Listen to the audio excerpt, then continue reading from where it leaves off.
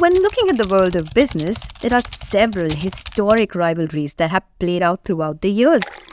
Coca-Cola versus Pepsi, McDonald's versus Burger King, Airbus versus Boeing, and the list goes on. However, none of these rivalries come close to that of Adidas and Puma. The brothers Adolf Dassler and Rudi Dassler, born to a shoemaker father in Germany, set up their own factory, the Dassler Brothers Sports Shoe Factory at Bavaria. In the 1920s, they manufactured the most wonderful athletic shoes in the whole country. The brothers were very complementary, Adi the inventor and Rudi the perfect salesman. In 1936, with Berlin hosting the Olympics, Adi had the opportunity to showcase his shoes to the world and equipped numerous athletes from around the world.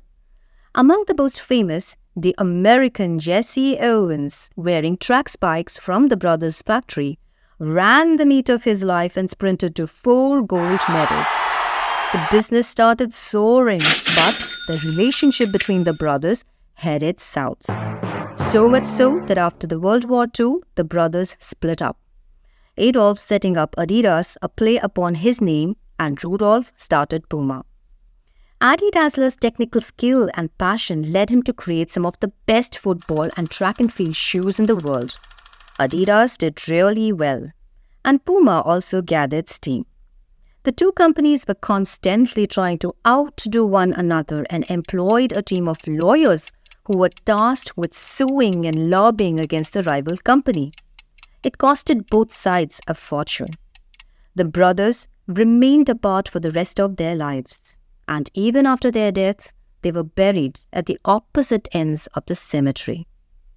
The bitterness between the companies continued for years till 2009, when a friendly soccer match was played by the employees of both the companies in what seemed like a subtle beginning of healing of decades of rivalry between them.